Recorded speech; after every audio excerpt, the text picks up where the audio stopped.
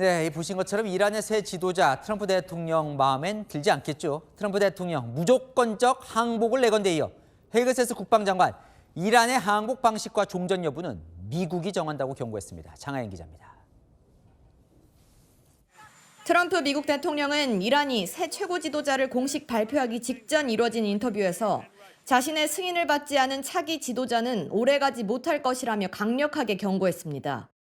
트럼프는 이란의 새 최고 지도자 발표 이후 인터뷰에선 명확한 평가를 유보했지만 앞서 이란에 무조건 항복을 요구하며 미국의 비협조적인 지도부를 제거할 수 있다고 경고한 바 있습니다.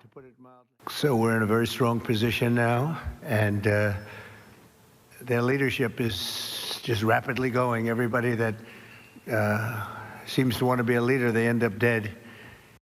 피터 헤그세스 미 국방부 장관도 현지 시각 어제 미 CBS와의 인터뷰에서 이란 항복 조건을 묻는 질문에 이란이 전투 불능 상태에 빠지면 그것이 곧 항복이라고 말했습니다. 그러면서 궁극적인 항복 조건을 결정하는 것은 이란이 아닌 트럼프 대통령이라며 이란이 굴복할 때까지 공세를 이어갈 것이라는 입장을 강조했습니다. 한편 미국 중부사령부는 오늘도 상공을 가르는 전투기 모습이 담긴 영상에 미국의 압도적 전투 지배력을 보여주는 소리라는 글을 올리며 군사력을 과시했습니다. 채널A 뉴스 장하연입니다. 이스라엘이 이란의 석유 저장고를 정밀 타격하고 있습니다. 테헤란은 시커먼 스모그와 함께 기름비가 내렸는데요.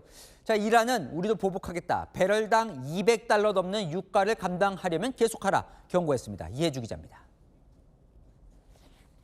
이스라엘의 이란 석유 저장고 공격 하루 뒤인 현지 시각 어제 테헤란 시내의 이른 아침 모습입니다.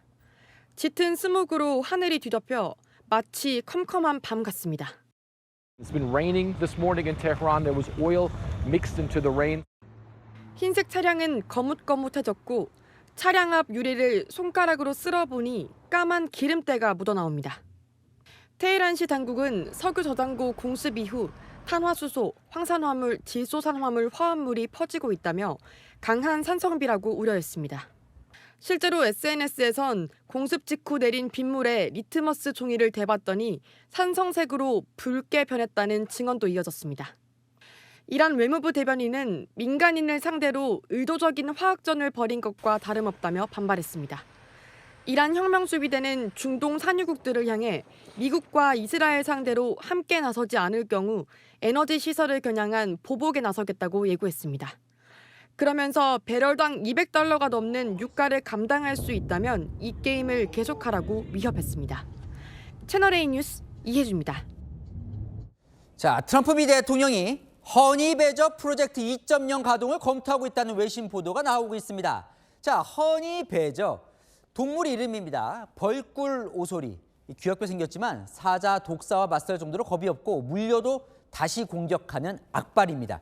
자, 역사가 있습니다. 1980년 미국은 이란 테헤란에 잡혀있는 미국인 인질 52명 구출 작전에 돌입합니다. 일명 독수리 발톱 작전. 사막의 모래 폭풍을 만나면서 대실패로 끝납니다.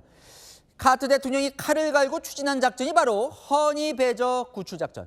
밤에 투입할 최정예 특수부대를 창설합니다. 델타 포스와 네이비실도 영향을 줬다고 하는데요. 자, 이번에 다시 한번 이란의 특수부대를 투입해 기습 공격하는 안을 검토한다는데요. 허니 배저 프로젝트 2.0 뭘 구상하고 있는 건지 이준성 기자가 보도합니다. 미국이 이란의 고농축 우라늄 확보를 위해 특수부대 투입을 검토 중인 것으로 알려졌습니다.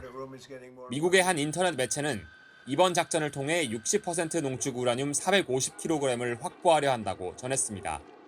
이란의 핵 위협 방지가 이번 공습의 목표인 만큼 특수부대를 파견해 핵물질을 완전히 제거하거나 핵 전문가들을 투입해 현지에서 희석하는 두 가지 방안이 거론됩니다. 트럼프 대통령은 우라늄 확보를 위한 지상군 투입 가능성을 부인하지 않았습니다. And at some point, maybe we will. You know, that'd be a great thing. We wouldn't do it now. Maybe we'd do it later. 뉴욕타임스는 미 고위 관계자를 인용해 트럼프의 지상군 투입 계획은 대규모가 아닌 소규모 특수작전이라고 보도했습니다. 작전 방식으로는 지난 1980년 주 이란 미 대사관 인질 사건 당시 허니 배저 프로젝트가 거론됩니다. 하지만 작년 6월 미국의 핵시설 타격 이후 이란의 고농축 우라늄 행방이 묘연해져 시간이 걸릴 거란 관측도 나옵니다. 채널A 뉴스 이준성입니다. 미국 본토 전 지역에서 테러 경계가 높아지고 있습니다. 무슬림인 맘다니 뉴욕시장 관저 앞에서 반이슬람 시위와 맞불 시위가 동시에 열리면서 폭발물 투척 사건이 발생했습니다. 미국 공항에서도 폭발물 위협 신고로 대피 소동이 벌어지고 있습니다. 뉴욕 조아라 특파원이 전합니다.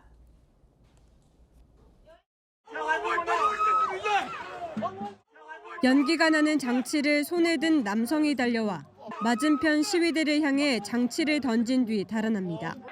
현지 시각 그제 뉴욕시장 관저 앞에서 열린 반이슬람 시위와 맞불 시위가 충돌하는 과정에서 폭발물을 던지는 사건이 벌어졌습니다.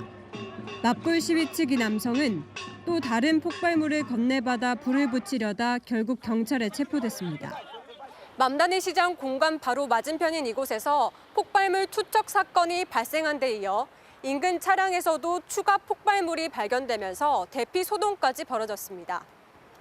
뉴욕 경찰은 폭발물 가운데 하나는 심각한 부상이나 사망을 초래할 수 있는 사제 폭발 장치라고 밝혔습니다. 수사 당국은 폭발물을 던진 10대 남성 2명의 펜실베이니아 자택까지 수사를 확대하고 극단주의 무장단체 IS와의 연관성을 조사하고 있습니다. 9.11 테러의 기억이 남아있는 뉴욕 경찰은 대이란 전쟁 이후 도심 주요 지역에 대한 경계를 한층 높인 상태입니다. Also, behind the scenes, you have teams of investigators and analysts who are the part of our process that you don't see. 한편 미국 캔자스시티 국제공항에서도 폭발물 위협 신고가 접수되면서 항공기 운항이 3시간 동안 중단됐습니다. 허위 신고로 드러났지만 일부 터미널에 대피 명령이 내려지면서 승객 등 약 2,000명이 활주로로 긴급 대피했습니다. 애틀랜타에서도 무장경찰이 비행기에 올라타 한 남성을 체포하는 등 미국 전역에서 테러 경계가 강화되고 있습니다. 뉴욕에서 채널A 뉴스 조아라입니다. 중동 상황이 길어지는 가운데 주한미군의 패트리엇이 이미 한반도에서 반출된 걸로 알려졌습니다. 패트리엇 포대와 함께 관련 병력도 함께 나갔다고 하는데 우리 방산업체엔 중동 국가들의 무기 공급 요청이 이어지는 걸로 전해집니다. 박선영 기자가 보도합니다. 주한미군 패트리엇 포대의 중동행 여부에 대해 함구한 국방부. 주한미군 전력 운용 관련해서는 우리 정부가 언급하는 것은 적절하지 않습니다. 한 방산업체 관계자는 패트리엇 포대 일부가 이미 중동으로 빠져나갔다며 무기를 운용할 병력도 함께 나간 것으로 알고 있다고 밝혔습니다. 지난해 6월 미국의 이란 핵시설 공습 당시에도 패트리엇 2개 포대와 관련 병력 500여 명이 순차적으로 이동한 바 있습니다. 항공 추적 사이트에 따르면 패트리엇 등 대형 군자산을 이송할 수 있는 미군의 C-5가 지난달 28일과 지난 2일 각각 한국에서 이륙했고 미군 대형 수송기 C-17의 경우 지난 3일부터 7일까지 오산 기지에서 집중적으로 이륙했습니다. 특히 지난 5일 오산 기지에서 이륙한 C-17은 미 앵커리지를 거쳐 전쟁 지역과 가까운 지중해의 중동 인근 해역으로 이동한 게 확인됐습니다. 방산업계 관계자는 중동 국가들의 무기 공급 요청도 폭증했다며 대공무기뿐만 아니라 공격형 복합무기 요청도 늘고 있다고 밝혔습니다. 아랍에미리트 측이 조기 납품을 요청한 것으로 알려진 한국판 패트리엇 천궁2와 관련해선 아랍권 매체들이 한국이 천궁2 유도탄 30여 기를 아랍에미리트에 긴급 인도했다며 어려운 시기에 도움을 준 고마운 친구라고 보도해 납품 사실을 사실상 확인했습니다.